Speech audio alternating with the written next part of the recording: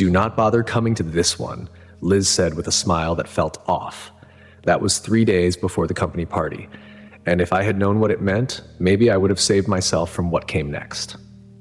My name is Albert Brown. I am 46 years old, a successful account manager for a big manufacturing firm. I have been married to Liz for 25 years, high school sweethearts, best friends since 4th grade. We built a life together, one that anyone would call the American dream. A big house by Lake Arlington, a daughter we adore, and financial stability most can only dream of. But let us go back. Liz, her full name is Elizabeth, works in graphic design at a prestigious advertising agency. Even after all these years, she still knows how to turn heads. Blonde hair, striking blue eyes, a figure that somehow defies time. She has always been the kind of woman who walks into a room and makes people notice. And me? I was proud of that, proud that she was mine, or at least, I thought she was. We grew up on the same street in Fort Worth, Texas. By the time we hit senior prom, we were inseparable. We went to the University of Texas together, shared a tiny one-bedroom apartment, and made it work despite being broke college kids. Those were the good times, the kind that make you think you are invincible. We laughed about how we already knew how to live together even before marriage. Fast forward, we got married right out of college and had Maria a few years later. Maria, our only child, is 21 now, in college at the University of Oklahoma. She is engaged to William, a solid guy from a wealthy family. He treats her like gold, and honestly, we could not have asked for a better match. Life was, at least from the outside, damn near perfect. Financially, we were more than fine. Liz earns 6 figures at her agency, and my salary as an account manager clears $500,000 annually. About 15 years ago, we bought a foreclosure property near the lake for $350,000 cash, fixed it up ourselves, and turned it into a dream home. Today, it is worth over $2 million. Between that and our retirement funds, we were sitting pretty comfortably. That comfort made what happened even harder to see coming. For years, Liz and I had a routine. We ate breakfast together every morning, talked about our days at night, and made time for date nights when we could. It felt stable. She would tell me about work, her coworkers, and her deadlines, and I would share my wins and stresses from managing multi-million-dollar accounts. Nothing extraordinary, but it worked, or so I thought. Now, looking back, there were small cracks, tiny moments where she seemed distracted or too tired to talk about her day. But I brushed them off. I trusted her completely. We had 25 years of marriage and a lifetime of memories. She was not just my wife, she was my partner, my teammate. And that is why, when she casually mentioned the company party and gave me an easy out, telling me I didn't need to come, I did not think much of it at first. But then she brought it up again and again. Each time her words were kind, but the message was clear. Albert, you do not have to go. Something was off, and for the first time in years, I felt it. That was the start. That party invitation, that dismissive suggestion, it was the spark that lit the match. I did not know it then, but everything I thought I knew about my life was about to be tested. Saturday night came, and I was determined to go to that party. Liz looked stunning, more than usual. She wore this tight black dress that hugged every curve, her blonde hair cascading over her shoulders, and her blue eyes seemed brighter than ever. She always knew how to dress for a crowd, but tonight it felt calculated, like she was putting on a show. We arrived at the venue, and the first thing I noticed was how everyone seemed to know her. I mean, Liz is charming. She has always been the social butterfly between the two of us. But there was something different about the way people looked at her tonight. Polite smiles that lingered a second too long, glances exchanged that felt loaded with meaning. And then there was him. Before I could even ask her where we should start, a man, probably in his early 50s, gray-haired but fit, walked straight up to her. His confidence was unsettling. Liz smiled warmly and extended her hand to him, a gesture that felt intimate, like this was not just some colleague. She turned to me quickly, planted a kiss on my cheek, and introduced him as Chad Smith, one of her advertising sales reps. Chad.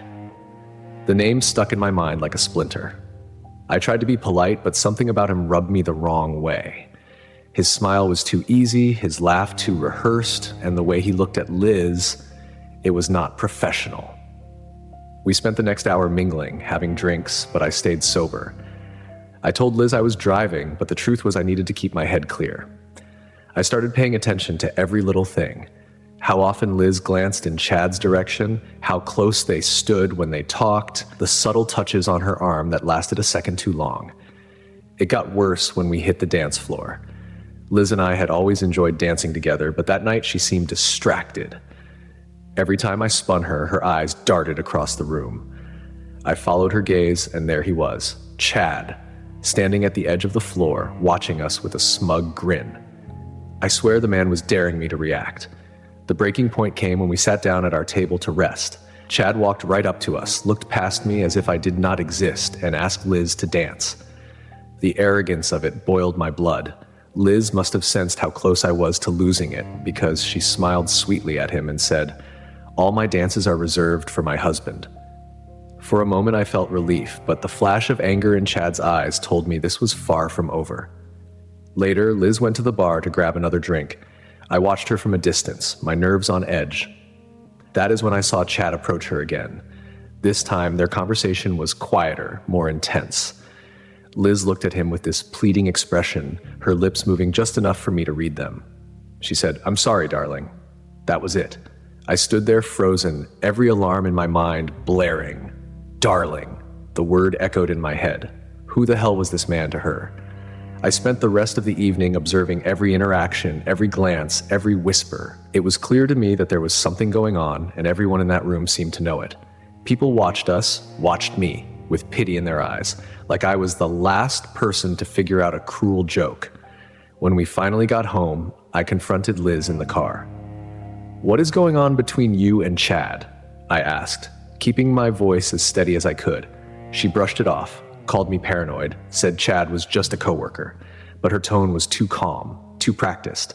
I wanted to believe her, I really did. But that night, as she lay next to me in bed pretending to sleep, I knew one thing for sure.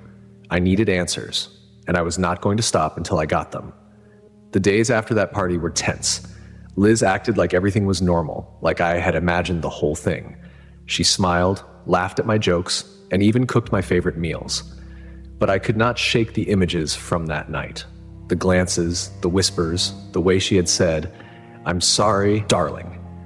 It was eating me alive. I decided I needed the truth, and not just words. Words could be twisted, dismissed. I needed proof, something undeniable. So I did what any man in my position might do. I hired a private investigator. His name was David Carter, a no-nonsense guy who came highly recommended. I told him everything, laid it all out on the table, and asked him to find out if there was anything going on between Liz and Chad. David was efficient, and he did not waste time. Within a week, he had started sending me updates. The first photos hit me like a punch to the chest. There she was, my wife, walking into a motel with Chad. They looked casual, comfortable, like this was routine. Another photo showed them kissing in the parking lot, completely oblivious to the world around them. I told myself to wait until David had everything before confronting Liz. I needed the full story. Over the next few weeks, the evidence piled up, more photos, video footage, even audio recordings. It was worse than I had imagined. They were not just sneaking around during lunch breaks. This was a full-blown affair. There were recordings of Liz talking about their office wife arrangement, laughing about how easy it was to hide. The hardest part was hearing her talk about me. "Albert would never suspect," she said in one clip, her voice light and carefree. "He's too busy with work to notice." That stung. She had underestimated me, written me off as some clueless fool. When David handed me the final report, I sat in my car outside his office for what felt like hours. I flipped through the pages, staring at the photos, reading the transcripts. The weight of it all settled on my shoulders. This was not just a mistake or a moment of weakness. Liz had been living a double life, and everyone around her knew. Everyone except me. That evening I came home and acted normal. Liz greeted me with a smile, asked about my day, and went about her business like she had nothing to hide. I watched her closely, every move, every word. It was infuriating how good she was at pretending. The next morning I decided it was time. Over breakfast, I placed the envelope with all the evidence on the table. "Liz," I started, keeping my voice calm, "you would never betray me, right?" She froze, her fork hovering midair. Of course not," she said, her tone defensive. Why would you even ask that? Without a word, I pulled out the first photo and slid it across the table. She stared at it, her face draining of color. Then I laid down another and another. With each photo, her expression shifted from shock to panic. "Albert, this is not what it looks like," she stammered, her voice trembling. "I do not love him. It is just physical. It does not mean anything." I leaned forward, my voice cold. "It means everything to me." Her excuses came pouring out after that. How it was just a fling, how she never stopped loving me, how she thought I would never find out. But none of it mattered. I had the proof I needed, and there was no going back. That moment, sitting at the table with the woman I had loved for 25 years, I felt something inside me shift. The trust was gone, shattered into pieces I knew could never be put back together. If finding out about Liz's affair was not bad enough, what happened next cut even deeper. After our confrontation at breakfast, things were tense in the house. Liz kept trying to apologize, trying to explain, but every word she said only made me angrier. It was a mistake, she claimed. It does not mean anything. A year-long affair, and she wanted me to believe it was meaningless. I needed space, so I decided to focus on work for a few days. But then Maria called. My daughter, my pride and joy, was always a bright spot in my life. So when her name popped up on my phone, I thought maybe this was the distraction I needed. "Hi, sweetheart," I said, trying to sound normal. But the moment she started talking, I knew something was wrong. "Daddy," she said hesitantly, "I just talked to Mom. She is really upset. She said you kicked her out of the house. What is going on?" My heart sank. I had not kicked Liz out, not yet anyway, but it was clear she had already started twisting the story. I took a deep breath and explained everything. I told Maria about Liz's affair, about Chad, and about how it had been going on for over a year. Her response, "Dad, it is not a big deal." I thought I misheard her. "Not a big deal?" I repeated. "Maria, your mother betrayed me. She lied to me for a year." She sighed like I was the one being unreasonable. "Dad, it is the 21st century. People have affairs. It happens. Men do it all the time and no one makes a big fuss about it." "I never did that to your mother," I snapped. "I never betrayed her. Not once." Her tone shifted then, defensive and almost condescending. "Well, maybe you should have. Maybe you would not be so worked up about this. Dad, you need to let it go and let Mom come home. She's your wife and she loves you." I could not believe what I was hearing. My own daughter was siding with her mother, acting like I was the villain for being hurt. It felt like a betrayal on top of a betrayal. But it got worse. "By the way," Maria added casually, "I know Chad, he's a great guy. Mom and I were talking, and we think he should come to the wedding." "What?" My voice was louder than I intended. "He's important to Mom," Maria said, like it was the most natural thing in the world. "And honestly, I like him too. If Mom wants him there, he should be part of the day. Maybe he could even walk her down the aisle with you." I was done. "If Chad is at your wedding, Maria," I said, my voice cold, "then I will not be." There was a pause, and then she said, "Dad, you are being ridiculous." "No," I replied firmly. "You want Chad there? Fine, let him play father of the bride, because I will not." I hung up before she could say anything else. My hands were shaking and my chest felt tight. I had always been there for Maria, always supported her, and now she was throwing me under the bus to defend her mother and some guy she barely knew. That night, Liz tried to talk to me again. She came into the bedroom, tears streaming down her face, and begged me to work things out. But then she had the audacity to add, "I want us to fix this, Albert, but I also want to keep seeing Chad. You need to accept that." I just stared at her, completely numb. "Liz," I said quietly, "you need to leave." She did not yet anyway, but in that moment something broke inside me. My wife, my daughter, they were not the people I thought they were, and for the first time I realized I was on my own. By the time Liz told me she wanted to work things out while still keeping Chad in the picture, something inside me flipped. That was the moment I knew I was done. Not just with her, but with the entire life we had built together. Our marriage, our home, the routines, even the dreams, they were nothing but a facade now. But I was not going to walk away empty-handed. If Liz and Chad thought they could humiliate me and walk off scot-free, they were in for a surprise. I started planning in secret. Years of managing accounts had taught me how to think strategically, and this was no different. First, I needed to secure my finances. Liz may have been good at graphic design, but when it came to money, she left all of that to me. She had no idea how our investments were structured or how much of our assets were liquid. That gave me the upper hand. Step one was to move everything I could. I transferred a substantial chunk of our savings into an offshore account under a name she could never trace.